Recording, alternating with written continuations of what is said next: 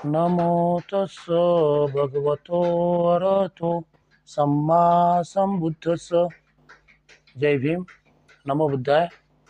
आज अपन भगवान बुद्ध और उनका धम्म या ग्रंथामधील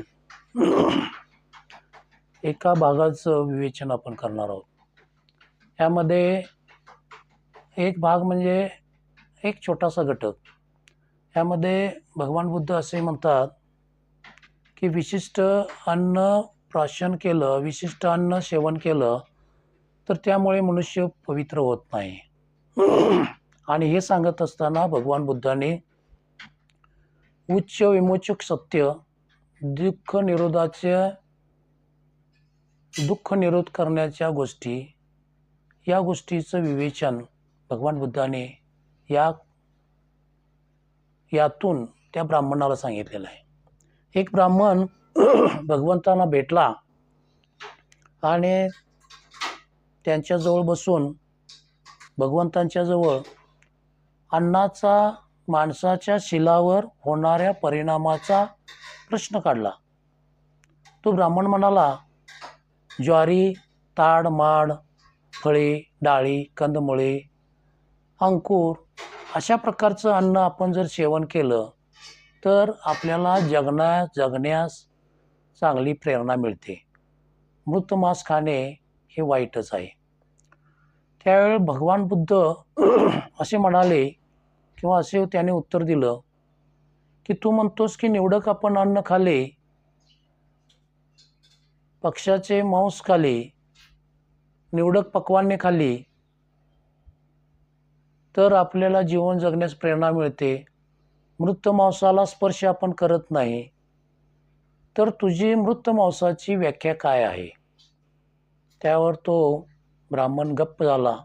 त्यानंतर भगवान बुद्ध म्हणाले, अरे, हत्या करणे, शरीर विद्रूप करणे, मार देणे, बांधून ठेवणे, चोरी करणे, खोटे बोलणे, बनावट गोष्टी करणे, वाईट कपट करणे, व्यभिचार करणे ही सर्व मृत मांस भोजने आहेत।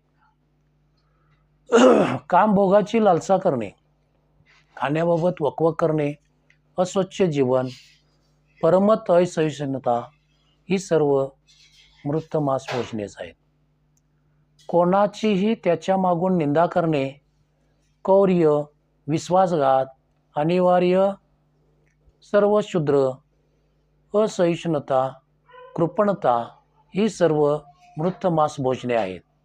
राग, लुच्चेगिरी, विद्रोह, कपट, द्वेष, फुशारकी, गर्व, कुसंगती ही सर्व मृत मांस भोजने आहेत।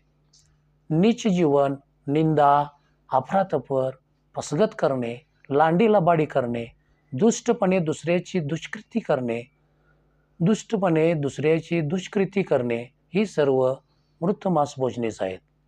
हत्येस, चौर्य कर्मास प्रवृत्त करणारे सर्व अपराध शेवटी माणसाला हे नरकात ओढत असतात। हे सर्व मृत मांस भोजनेच आहेत।